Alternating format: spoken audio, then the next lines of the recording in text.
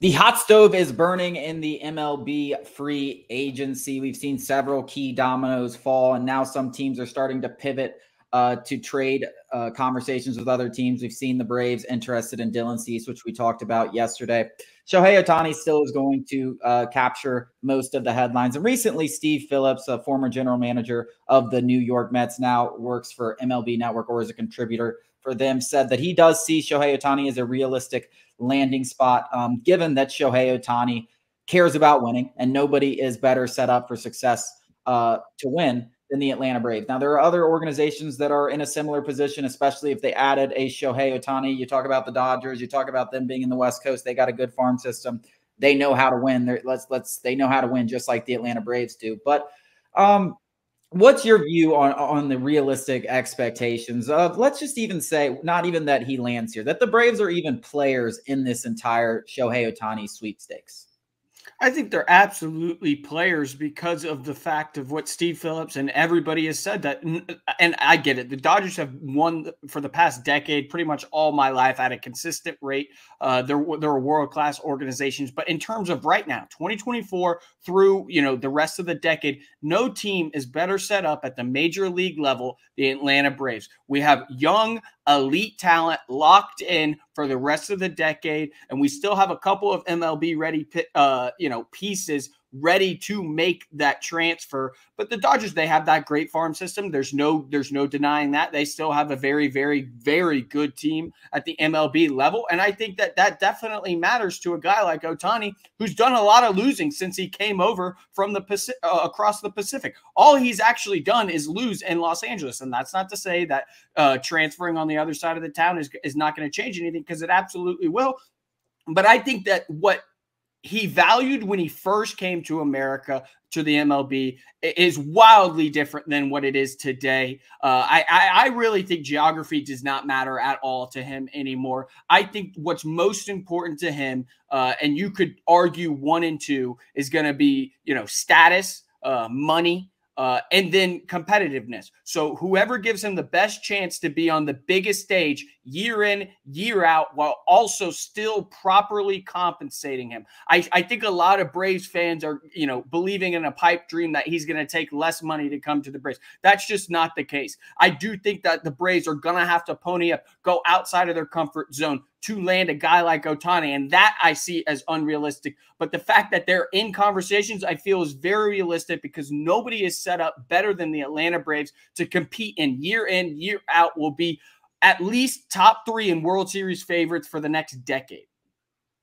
Yeah, as far as fits go, the Atlanta Braves, I would say, are number 1 in terms of what I like. There's been a lot of rumors, but if you want organizations that's close to the vest, that's not going to have a lot of drama, which clearly it seems like he prefers from the reports that we've seen, along with a winning organization that knows how to win. And once again, not a lot of drama in the fact that they're not the New York Mets. It's not going to be like, oh, we're trying to win, but there's going to be all this drama surrounding it.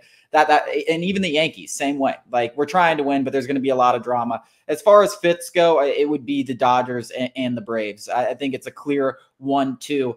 But like you said, money is going to be a big issue in this. Maybe he'll take less, but it's not going to be significantly less. It'll be like $500 million over $540 million. There's going to be a large number that he signs for this offseason. I'm not buying the entire shorter AAV thing. It doesn't make a lot of sense, especially with his injury history. Like, you want to lock in that guarantee money. What if you end your shorter AV contract and you realize you can't pitch anymore? So I'm not buying that. I'm going to say, and this is what I'm going to say, this is not an Alex Anthopoulos decision. This is an ownership decision. I've said this from the get-go.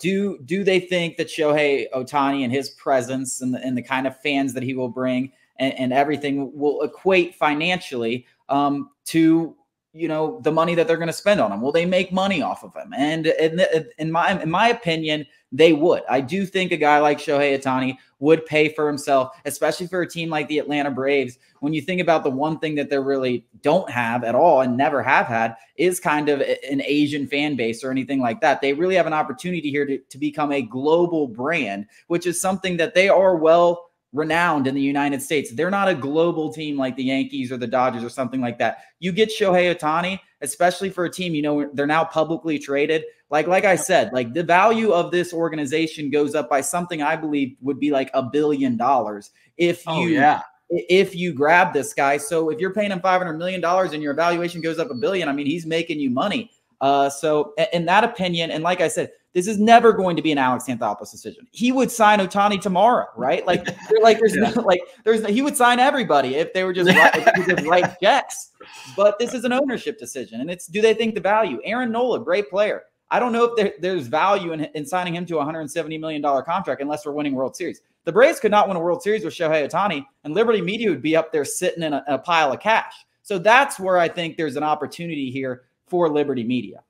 Yeah, I absolutely believe that. Alex Anthopoulos looks at it as from a baseball perspective. He's given a budget, and then he goes and with that budget looks at from a baseball perspective. But Terry McGurk and everybody upstairs looks at it as a business perspective. Obviously, they want to win baseball games and win championships, but at the end of the day, it's about dollars and cents, and they are a publicly traded company, so they have to answer to shareholders at this point. And nobody in the history of sports, a history of any sport, is going to impact the franchise like Shohei Ohtani. He is like Taylor Swift. He is like his own economy. Wherever he goes, he's bringing a country with him of fans. So I absolutely think that your point right there makes a ton of sense. And I also want to add on that I don't believe in the shorter term, higher AAV thing. And it's for what more than just the injury thing, to your point. It's this free agency stuff is stressful, especially for a guy like Ohtani who's entertaining 10 different teams. It's very stressful. The guy probably doesn't want to do it again in 3 years.